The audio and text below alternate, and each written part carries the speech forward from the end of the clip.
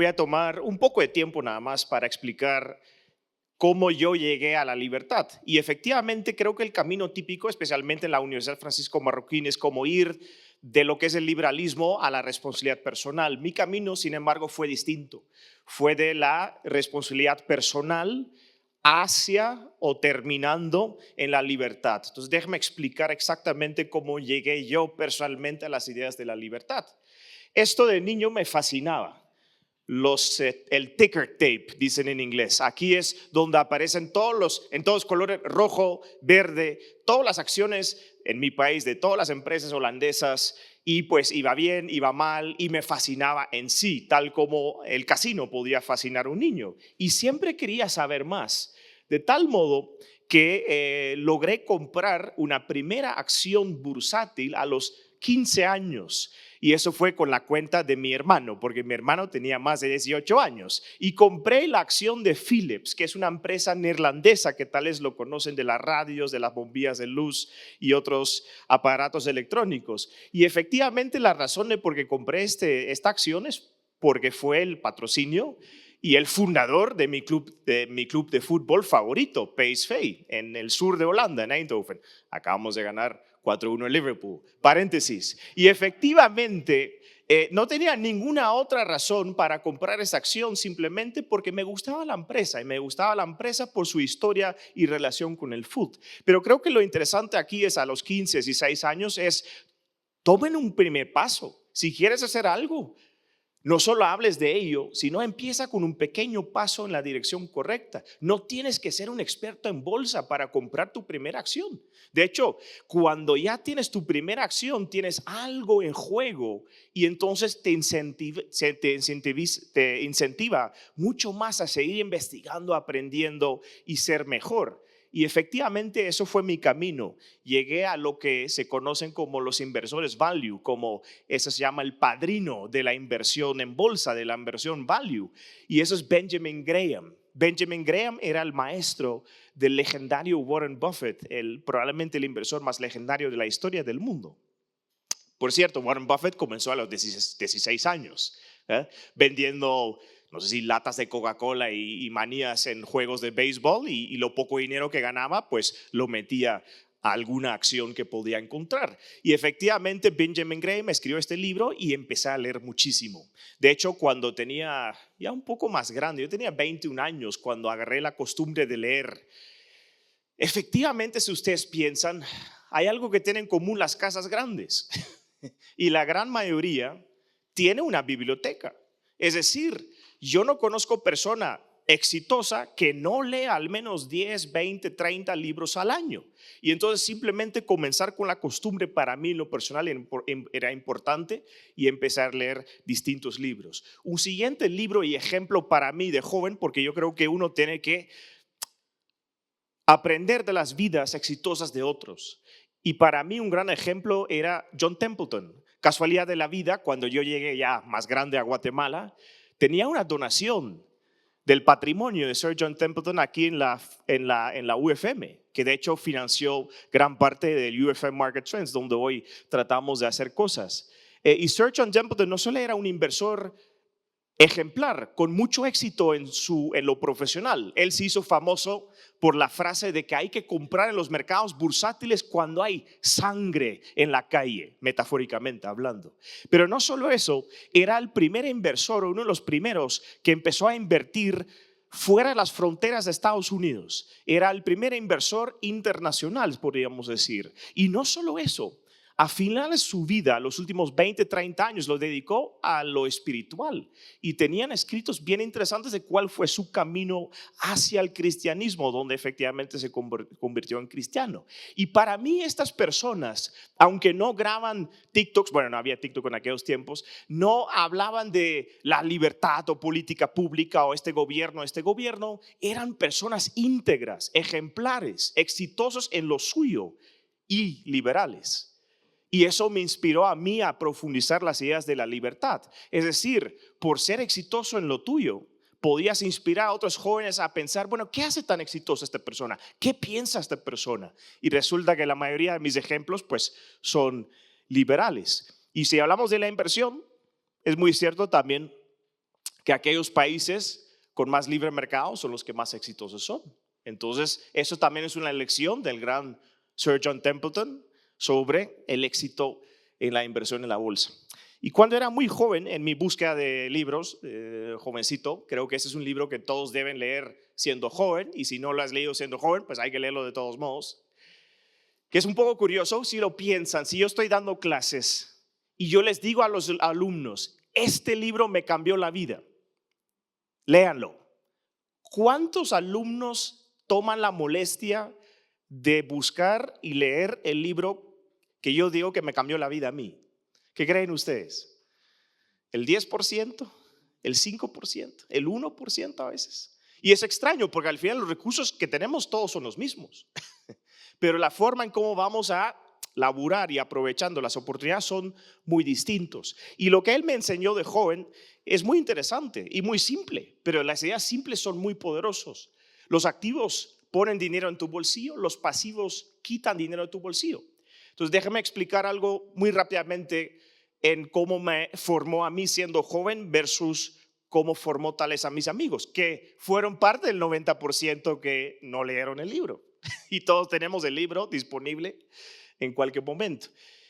Cuando ellos se gradúan, la mayoría de ellos se endeudan. Primero para el coche, el carro, el auto, luego para la casa, luego para las vacaciones, luego para tener los tenis más lujosos que hay.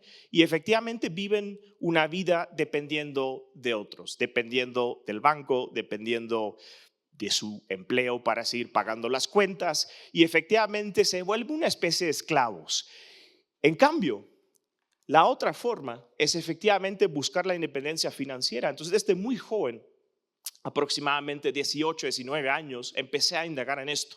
Y decía, el reto de la vida se encuentra en acumular activos que ponen dinero en tu bolsillo. Y no solo eso, con todos los inversores ejemplares que yo tenía, me di cuenta de algo muy importante. La independencia financiera no solo es estar tranquilo económicamente, se trata de algo más profundo. Porque todas estas personas, ejemplos para mí, inversores en bolsa, siempre hablan francamente, hablan francos, dicen las cosas como son, como creen que son al menos, ¿sí? Tiene convicción fuerte, no tienen miedo a opinar, y esto me atraía muchísimo. Y tiene una razón de ser, y no todos con dinero, porque hay mucha gente con dinero en Guatemala, lo ejerce. La independencia financiera también bien ejercida te puede llevar a decir lo que quieres decir y lo que realmente crees, sin pensar en las consecuencias necesariamente sociales. Y esto me llamó poderosamente la atención. No quiero usar, bueno, sí voy a usar el término vulgar, aunque haya jóvenes aquí, pero se dice fuck you money, ¿no? Efectivamente, yo tengo el dinero no para presumirlo, pero para tener la seguridad de que cuando yo opino algo y la gente no le gusta y me quiere hacer daño económicamente, no importa, yo voy a estar bien sí o sí. Y esta independencia financiera me llevó básicamente a esta idea de que la vida se trata efectivamente de acumular activos, no pasivos, y que de esta forma uno obtiene cada vez más ingresos pasivos en lugar de ingresos activos. ¿Qué es un ingreso activo? Pues muy sencillamente, si tú sos dentista, tienes que vender servicios a un cliente para que te pague y para que tengas pisto, como dicen en buen chapín. En cambio, los ingresos pasivos es, yo invierto en algo, me levanto y cada fin de mes hay dinero en mi cuenta. No tengo que salir activamente a prestar un servicio para que me paguen. Y la vida, para mí, al menos como aprendizaje siendo joven, efectivamente se trata de esto, acumular activos no pasivos que ponen gradualmente cada vez más dinero en tu bolsillo de lo que tienes que ganar día a día vendiendo servicios. Yo vendo servicios claramente de clases, aunque es una parte de lo que hago en una semana. Pero también tengo una parte ya que son ingresos pasivos. Y esto no es de ser rico o pobre, esto lo puedes hacer con poco dinero, efectivamente, no tienes que tener mucho dinero. Y efectivamente, si lo pensamos en retos personales, esa es la lección que yo llevé de Robert Kiyosaki, su libro Padre Rico, Padre Pobre, es que todos de nosotros que vamos a estudiar aquí en la Marroquín o cualquier otra universidad y escogemos una profesión, tenemos que ir de esos cuadrantes de empleado y autoempleado a inversionista para tener esos ingresos pasivos.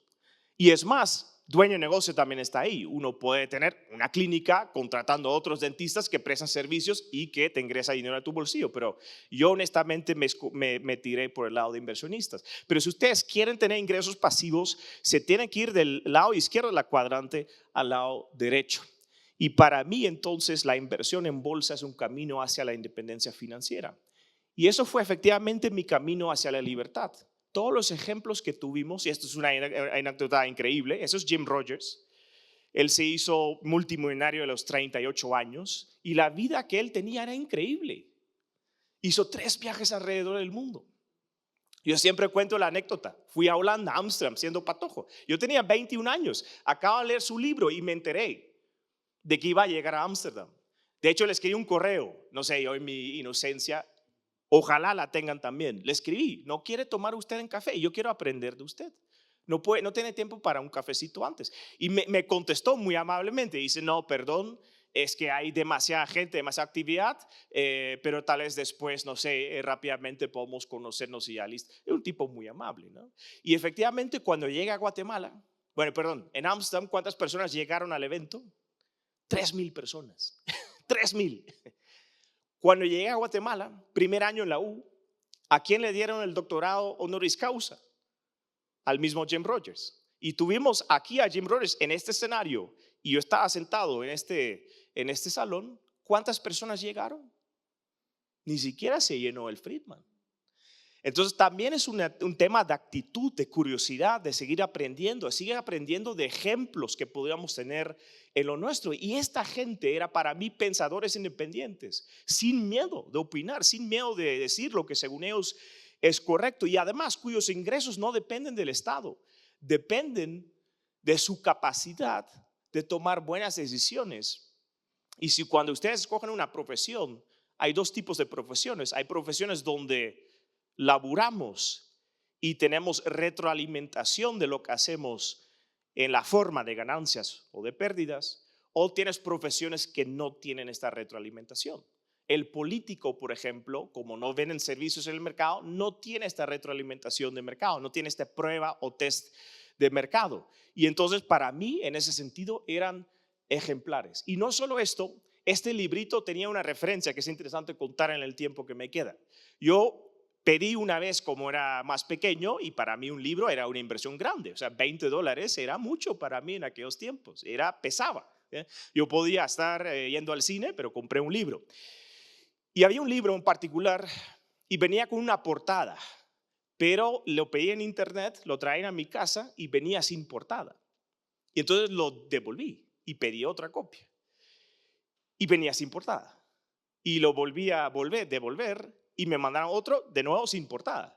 Y luego lo compré en otra tienda en línea y me lo trajeron sin portada. Y entonces un momento dije, bueno, ya, esto no va a funcionar nunca.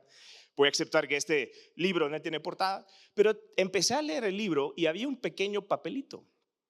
Y era una referencia a varios libros que a mí me pusieron el camino de la libertad. Por ejemplo, Adam Smith. La riqueza de las naciones, que es un libro fascinante si lo piensas desde el punto de vista del inversor. Lo que dice Adam Smith en su libro, La riqueza de las naciones, es por qué un lugar es pobre y otro es más rico, por qué a unos les va bien, a otros les va mal. Esa es la pregunta fundamental del libro, La riqueza de las naciones. Tienes Inglaterra que va relativamente bien y Francia enfrente que va relativamente mal. Eso es súper interesante. Y también este librito de Joseph Schumpeter, que es o no es economista austriaco, pero al menos te pone en camino a Henry Hazlitt, Ludwig von Mises, Friedrich Hayek, etc. Capitalismo, socialismo y democracia. Y ahí efectivamente me enteré de la teoría austríaca del ciclo económico. Hay una explicación del 2008, hay una explicación de por qué tenemos ese auges recurrentes de crecimiento económico seguidos por crisis. El 2008 no fue una excepción, es la regla. En sus vidas, ustedes van a tener 3 o 4 momentos donde va a haber una recesión económica. Y hay gente que ha escrito, explicado el por qué. ¿Y qué tal que la mayoría de gente ni siquiera se toma la molestia de leerlo? De nuevo, la información está ahí. La pregunta es qué hacemos con las cosas que nos traen desde arriba. Y efectivamente yo fui a Madrid a estudiar con este segundo señor, Jesús Huerta Soto, porque yo veía, no era liberal, no fui al Madrid por aprender del liberalismo, yo fui a Madrid para aprender la teoría austríaca del ciclo económico porque le veía como una ventaja en la inversión. Yo podría hacer esto, podría usar esto para mis inversiones. Y una cosa obvia, los idiomas abren puertas. Yo hablo holandés, yo soy de Países Bajos. Aprendí inglés porque, pues, a puro tubo, porque en Holanda hay que hablar inglés, todos están en inglés. Y español, pues, porque tomé la molestia a los 19 años a aprender un idioma que no es mío y que me permitió a ir a estudiar a España porque entendía el idioma. Es decir, uno a veces hace cosas y no sabe ni para qué es. Pero es importante que siempre aprecien las pequeñas cosas. Yo siempre digo a mis estudiantes, la clase más aburrida que han tomado, es suficiente que hay una sola frase en un semestre completo que les puede afectar o impactar positivamente, es suficiente para estar al tanto. Porque el 99% no lo va a escuchar y el 1% que sí lo escucha y acciona a raíz de lo que escucha va a ser exitosa en la vida. Y entonces yo fui de la responsabilidad personal, la independencia financiera, la libertad, a través de la inversión en bolsa. Obviamente eso no venía todo con éxitos. Quiero en los últimos segundos que tengo decir 2 fracasos. Yo de niño empecé de nuevo con muy poco y invertí en Rusia, siguiendo mi ejemplo Sir John Templeton. Y me fue bien, ¿sí? Gracias a Dios. Compré una compañía rusa privatizada, Aeroflot, una aerolínea rusa, y me fue muy bien con la inversión. Eso fue antes de que tomaron la Crimea, por cierto, Rusia. Pero también había momentos que no. También me recuerdo que el precio de la plata estaba subiendo 30, 40, 50% al año y dije, yo quiero plata. Y compré plata. ¿Y qué pasó? Perdí mucho dinero, ¿sí? Es más, había una crisis de deuda en Europa y efectivamente los bonos italianos estaban cayendo en valor. Las tasas de interés estaban subiendo sobre la deuda italiana, española, etc. Y yo vendía corto, yo especulé contra esos bonos. ¿Y qué pasó? Perdí mucho dinero. Pero en lugar de rendir y decir, aquí termina, no soy bueno en esto, simplemente lo tomo como retos, como aprendizajes, y esos aprendizajes valen millones de dólares cuando o mientras ustedes sean jóvenes. No tengan miedo a arriesgarse, no tengan miedo a efectivamente tomar riesgo y perder dinero en ese proceso de aprendizaje. Velo como aprendizajes. Eso es mi camino de inversor a liberal. Muchas gracias.